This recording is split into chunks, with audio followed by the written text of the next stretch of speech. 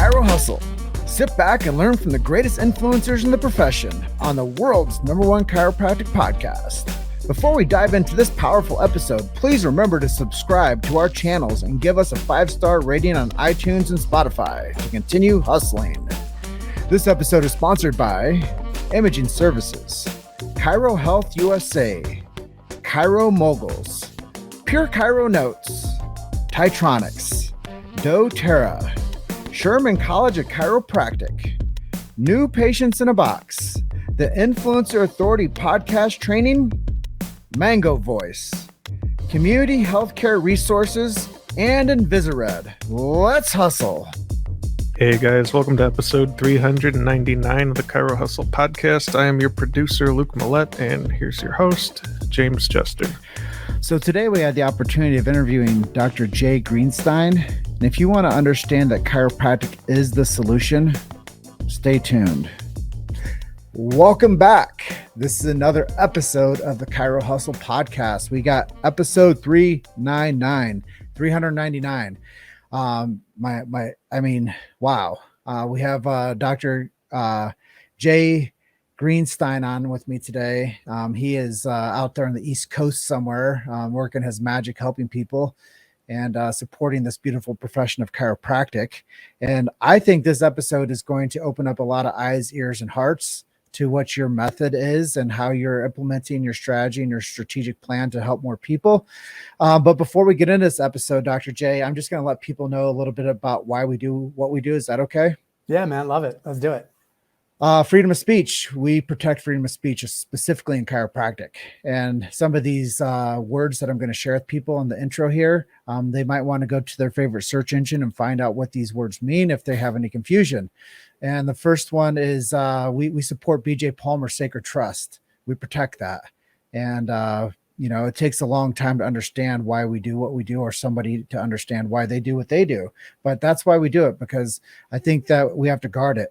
And we have to protect chiropractic because it's so essential to the development of this planet and to the longevity of the human race. So with that, we do support subluxation-based chiropractors. I don't know how many people out there don't know that word, but if you don't know that word, go ahead and do a search engine for that too. Subluxation means less light. And when you have less light into your body, your nerves don't flow the way they're supposed to. Your organs don't function the way they're supposed to, and your mental synapses don't fire the way that they're supposed to. So chiropractors check, detect, and correct vertebral subluxation, which lets your innate flow, which connects the man, the spiritual, to man, the physical. And that is universal intelligence. So we support those phraseologies as well. And with that being said, Dr. J, I know I was a little long-winded there, but welcome to the show, man. Thanks, man. I appreciate being here. Thanks for the invite.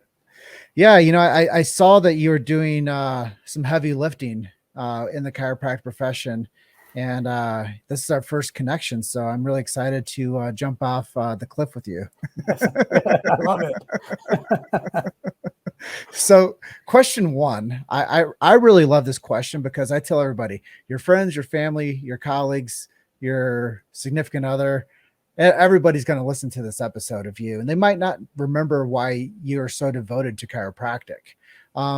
So please share with people in our audience today, how did you get into this beautiful profession, and where are you today? Yeah, man. So I was a junior at the University of Maryland. Go Terps, for any of you Terps out there. And my major was partying and girls like that. I was doing really well, right? I was just like having fun. Had no idea what I was going to do with my life. So I'm having lunch with my parents, and my mom turns to me. She says, "You know what? You should go talk to my chiropractor." I was like, "What?" She's like, "Yeah, go talk to my chiropractor. I think it might be something that you might be interested in doing once you graduate." So I did. I went and I talked to him. His name is Dr. James Flood. And Dr. Flood sat down, spent some time with me, and said to me 3 really important things. He's like, "Jay, chiropractic is amazing. Number 1, you help a lot of people, which is important to me. Number 2, you make a nice living. We chiropractors, we're successful. We do well. Number 3, you're your own boss. You get to work for yourself." Now, I grew up not really paying much attention to what my parents told me to do. So I knew I wasn't necessarily like employee material, so to speak. So I was like, this sounds pretty cool. And then he hands me this book, which I'm sure you're familiar with, Introduction to Chiropractic by Lou Sportelli. And I go home that night and I read the book. And it just made so much sense to me that the next day, literally, I decided I was going to change my major. Actually, I was a business major at Maryland. And I changed my major, and it was like general studies so that I could get all my prereqs for chiropractic school and still count my credits in business so that I could graduate. I went straight through the summer times, ended up graduating Maryland in 5 years, and failed physics here and there, failed chemistry here and there. I wasn't a very good student, but I figured it out and finally graduated, in Maryland, and was ready to go off to chiropractic school. And let's, before we ask about how you got to chiropractic school, I'm curious to fast forward to today. What makes you unique? And I know that there's this word based on the Kaizen method that you've been innovating. So let's share with them about that, and we'll talk about how you got to Chicago. So we have a company. It's a technology company. We build custom mobile apps for chiropractic practices. And the company name is called Kaizenovate. And Kaizen is the Japanese word for continuous improvement. And I combined that, or Kaizen, I'd combined Kaizen originally. I copyrighted this and it trademarked the name Kaizen and innovation. So continuous improvement through innovation. And that's kind of my DNA. Like, I love innovating. I'm a pretty creative person. I'm a huge, not just proponent, but actor. Like, I act with the intent of continuous improvement. And I'm not saying like act Hollywood. I'm saying like my behaviors are really around continuous improvement. And anybody who knows me and listening to this, they would say, yeah, that's Jay.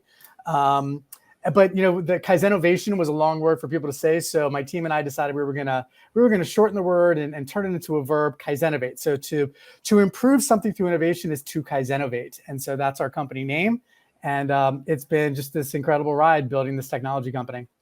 So preemptively, let's give people some web assets if they want to go and learn more about what you're doing with Kaizenovate, and Sure. And how they might be able to link up with you. Because I usually wait till the end of the interview, but since we've mentioned already what you're up to, let's give people some web resources. Yeah, so it's www.kaizenovate, Kaizenovate.com.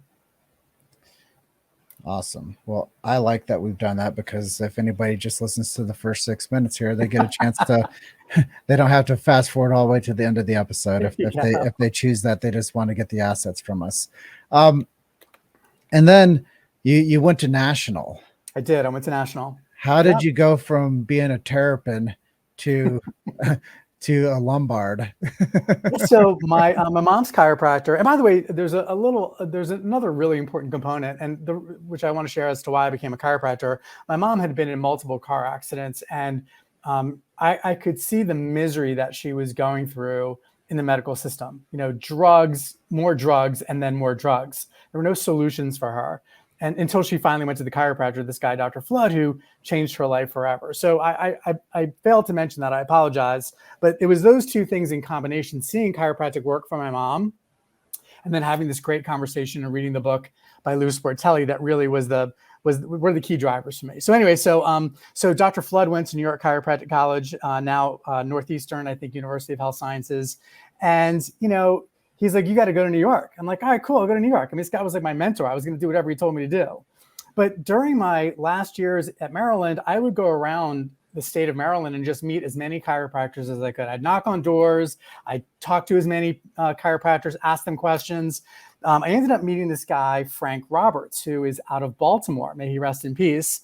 And he and his son, Mark Roberts, they took me to lunch. And Frank was a very strong man. I don't mean just strong physically, but like he had strong will. When you meet those people, right? They're like, they have this incredible presence. And we sat down and he's like, where are you going to go to chiropractic school? I was like, oh, I'm going to go to New York. He's like, no, you're not. I'm like, what? He's like, you're going to go to national. And I was like, I chuckled. I was like, okay, you guys taking me to lunch. I'm not going to argue with them, right? But I'm like, okay. He's like, no. I want you to apply to national.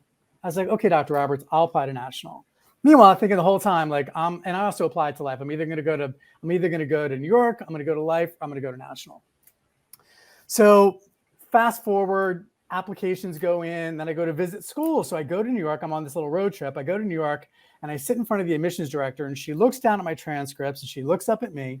She looks down at my transcript. She looks up at me and she says, I don't think you're chiropractic material. I was like, what do you mean? She's like, your grades just are not very good. I was like, yeah, but I did all this extracurricular stuff. And I took those physics and those chemistries over again. Like, like I got some decent grades, in my business courses and blah, blah, blah. She's like, I just don't think that you're chiropractic material. And I was like, I've never heard of any human being alive on the planet that got denied going to chiropractic school.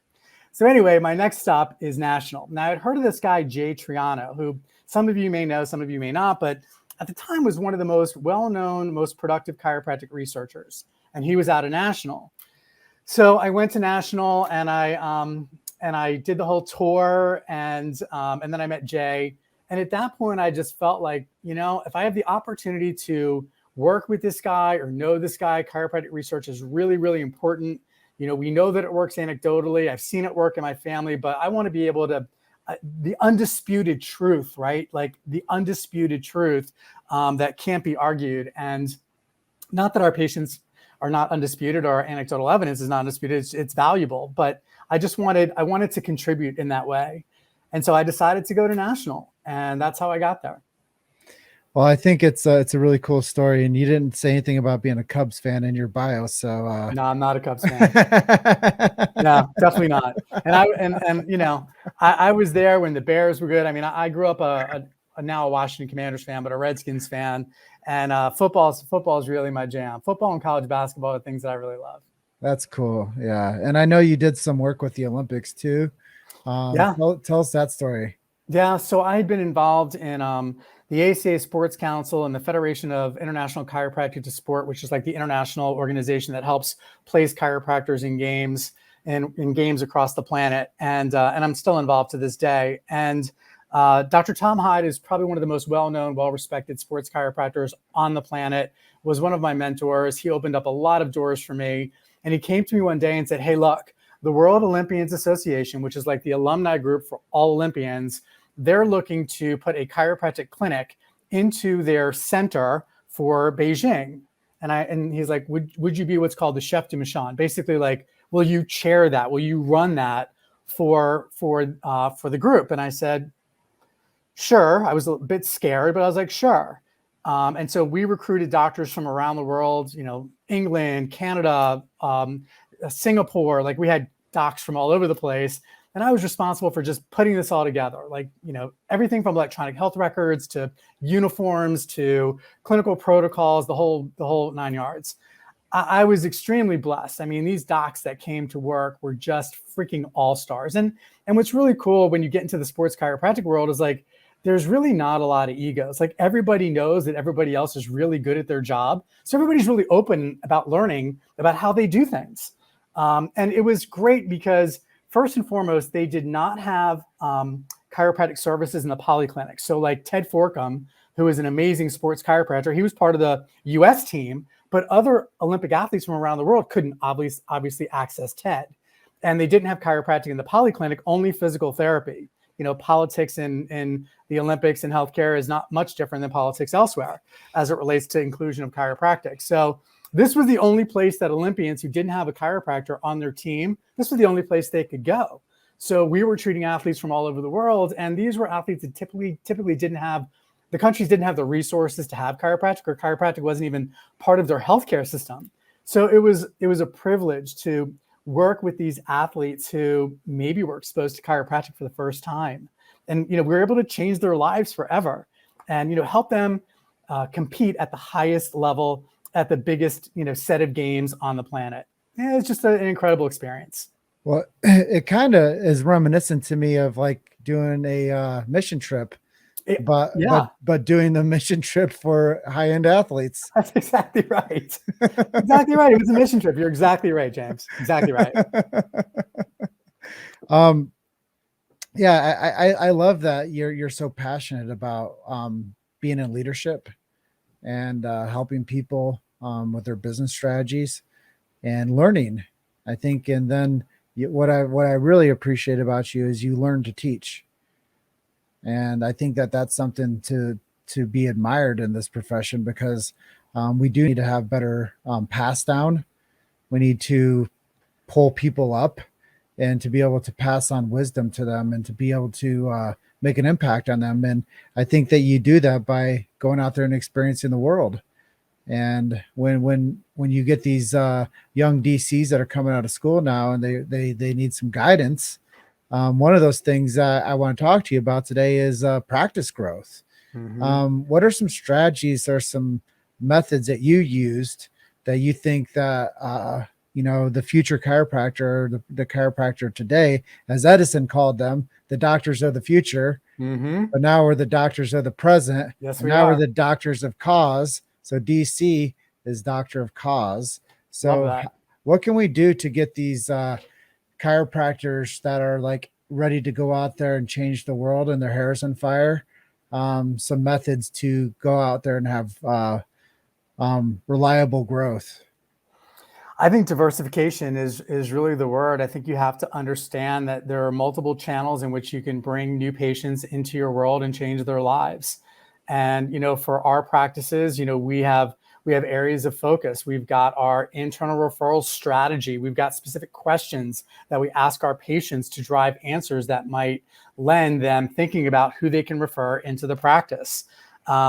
We've got a referral strategy of our accounts. Our accounts are other physicians in our community and attorneys in our community, where we have specific strategies around maintaining contact with them so they remember who we are, they see the outcomes that we get, they get the patient experience feedback from their patients and or clients from us, and they're way more inclined to send more patients or clients to us. And that's been a very successful strategy as well. I think there's a simple strategy of just sending a narrative report to your patient's doctor, like just like literally like a 1-page checklist, like this is their diagnosis, this is what I'm treating them for.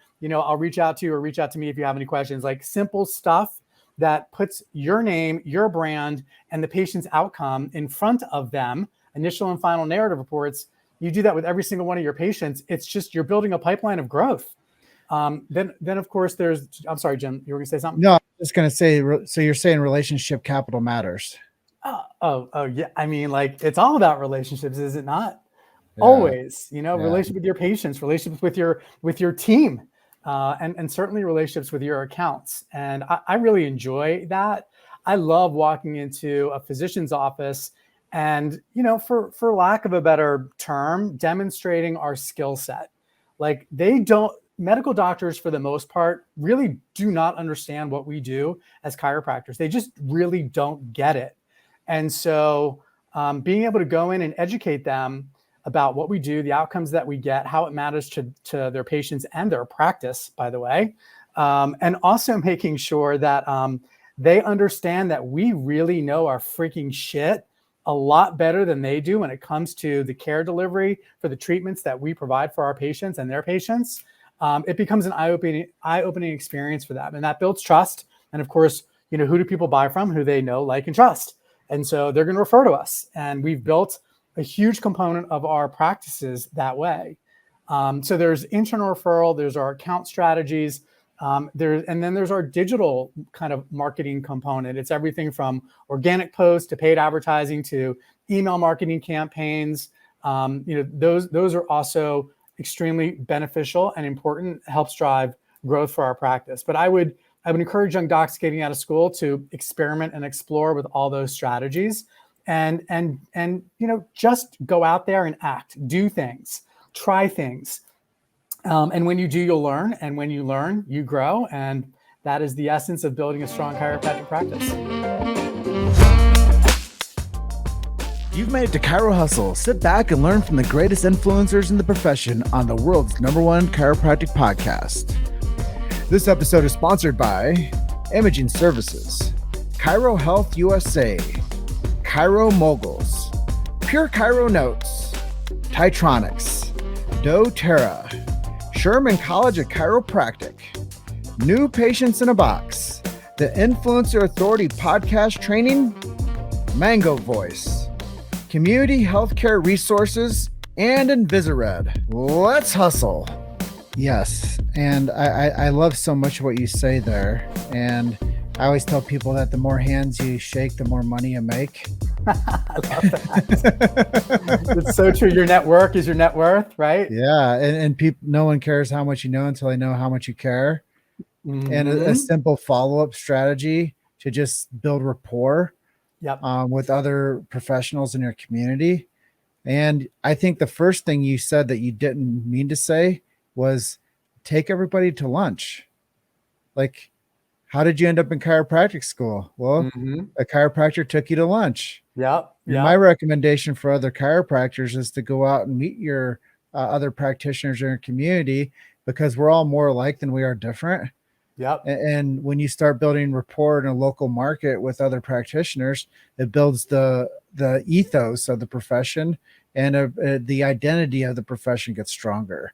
Amen, brother. Absolutely. And I do. I think that that's really important, that people actually connect with other professionals that do different techniques. Yep. Because not every chiropractor does the same technique. As if people are watching this, I'll go see you. You'll check, detect, and correct different than everyone else. Yep. Like, that's why chiropractic is a science, philosophy, and art. Yep. And what you deliver is the art.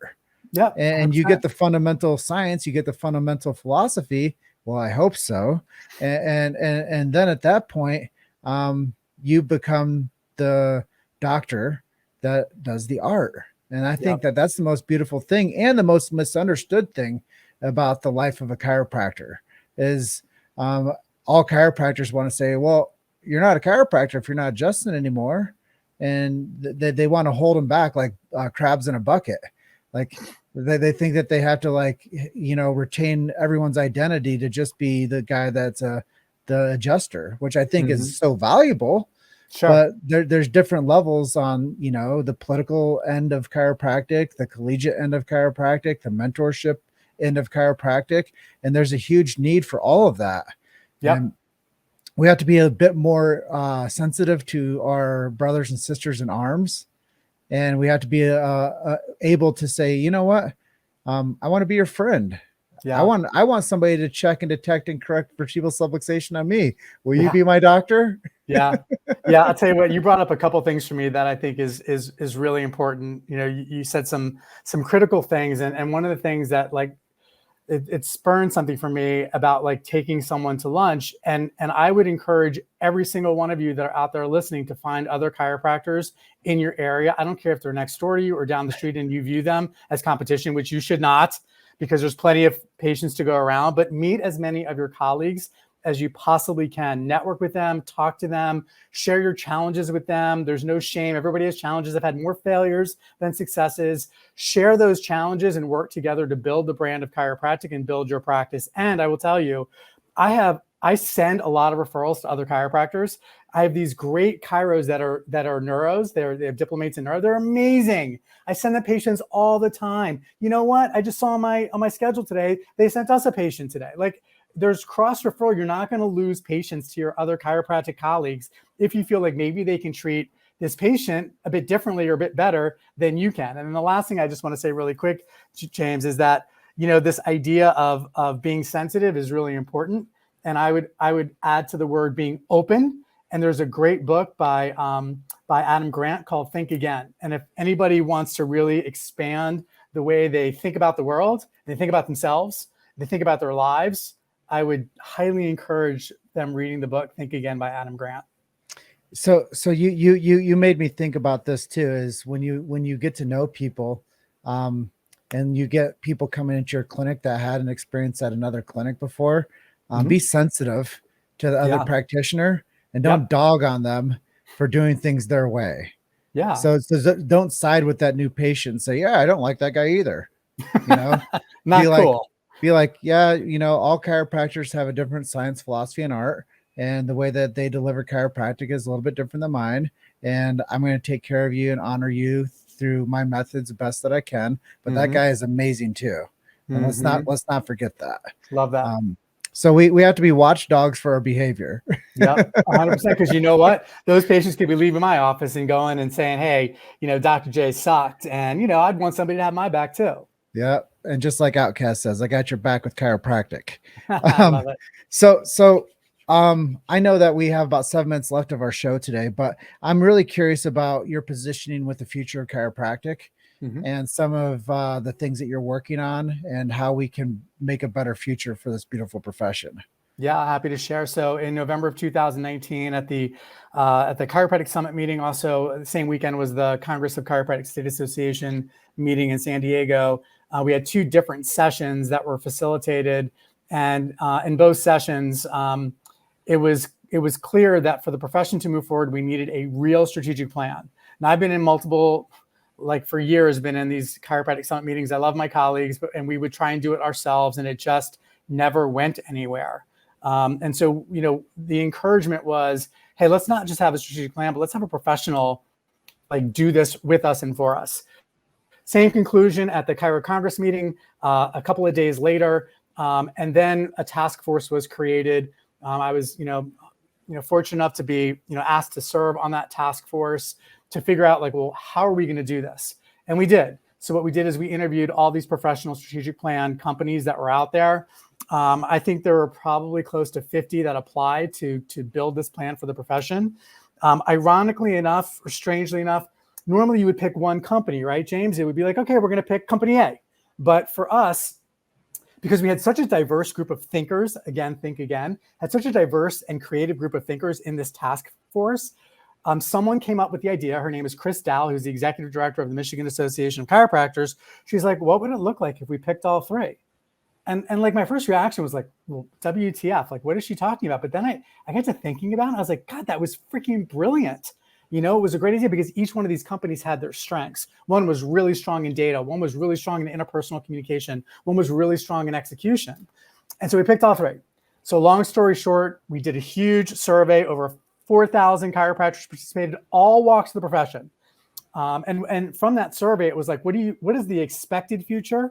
What does that look like on a graph based on these answers to the questions? What does the desired future look like? Expected was all over the map, as you might expect, but desired future, James, when I tell you there was like complete alignment, like virtually everybody of these 4,000 chiropractors, all walks of chiropractic practice, all in that upper right-hand quadrant. Like, this is what chiropractic should be. Once we knew those answers and we had that kind of insight to what the profession felt, and I'm talking like your chiropractors that are out there practicing every single day. They know what it's like on the front lines. Then we got to work. We had work groups. We built out strategy plans, strategy sessions. We finally came up with 1-year, 3-year, and 5-year goals. And now we're in execution phase. So we're like literally working on every single one of these goals.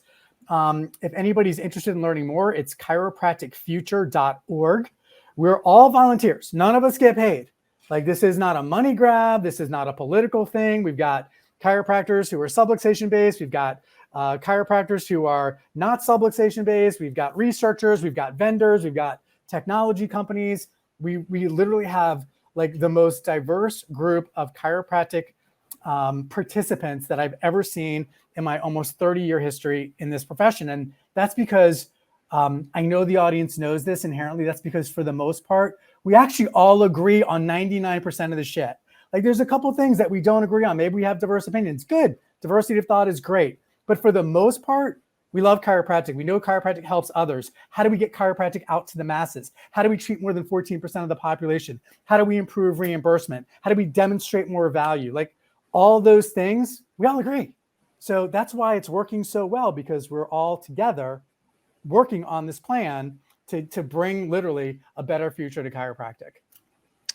So chiropracticfuture.org, check it out, guys. Go support what they're doing. And if Chiro Hustle can be of support to that mission and vision, I say we link arms together and use what we've been cooking up over the past couple of years and to be a force together. Let's do it. We got about 2.5 minutes left of the show. I just wanted to go through some lightning rounds with you. Cool. Who are a couple of your heroes? Who's inspired you to become the practitioner and the leader you are today? I think Tom Hyde, who I mentioned earlier, just a great human being, world-class sports chiropractor, man with incredible integrity, dogged, tenacious, just a great and giving man. Lou Sportelli, he inspires me. He fought some of those hard early battles for the profession, and he is one of the kindest, most generous people I know. He definitely shares a special place in my heart. If I were to choose someone who's not alive, I would say George Washington. What he did as as a general and as a president, and how he thought about what the country needed to look like for us to have a prosperous and secure future is truly amazing to me. So yeah, he'd be a person that I would pick too. Well, I like to think of ChiroHustle as being a general for communication. So I love it. We definitely protect what we believe in. I love it. Let's tell a quick miracle story, something that you've seen over your career that's really shaped the way that you think and feel and participate in this profession. Yeah, man, I got one right now. So my first job, I went to work for Dr. Jan Corwin, who was the Olympic team chiropractor for the 1988 Seoul Olympics. He was in the Bay Area, treated a lot of athletes, the Raiders and the A's. One of the A's wives came in, and she's a sweet woman. She's getting treated. I'm watching Jan do his thing, and she says, "Hey, do you treat kids?" And he's like, "Yeah, I take care of kids." She's like, "My 2-year-old has not pooped in like days. He's like completely constipated. Like, can you help?" So Jan's like, "Yeah, I mean, bring him in. Let's check him out. We'll check him and we'll see if we can help him." So a day or two later, she brings him in, and Jan's, doing his evaluation. He palpates the little boy, and little adjustment here, little adjustment there, like literally not a millisecond later, that boy poops right on the table. And I'm like, that's the beauty of chiropractic, right? Like we're known for taking care of musculoskeletal pain. Like we know that we treat neck and back pain. That's how the public perceives us. But I believe in our lifetime, especially with the advent of technology and big data and our ability to use analytics and data science, we're gonna clearly identify how chiropractic helps people be healthier overall. That was a great example of a somatovisceral reflex. Boy's spine wasn't functioning correctly. We give him an adjustment, boom, he poops right on the table. So that shaped me. Like, and I have other stories that are very similar. When I was taking care of patients, they would ask me questions about like their internal disorders, and God, how come I'm feeling so much better with my constipation or my internal disorders? And it's the beauty and the power of chiropractic. So. Well, I'm going to close that. I'm going to close out with 2 things. And the body needs nothing extra in it. It simply needs no interference. And Dr. J. Greenstein, it's a BJ Palmer quote. I love you because you love the things I love. Right back at you, bro. And thank you for being episode 399 of the Chiro Hustle podcast. And the assets are Kaizenovate.com. It's KaizoNovate. Zen. Yeah, Kaizenovate. It's your word. I misspelled it. So okay. Love and appreciate you, man. Thank you for being my guest today. Thanks for having me, man. Yeah. And you guys are just one story away. Keep hustling. And we're stronger together, and we're more alike than we are different. And Dr. J, have a great day out there, changing some lives. And look forward to connecting with you soon. Yeah, man. Thank you so much. All right. Bye for now. Peace. Thanks for listening to Chiro Hustle. Don't forget to subscribe and check back next week to continue hustling.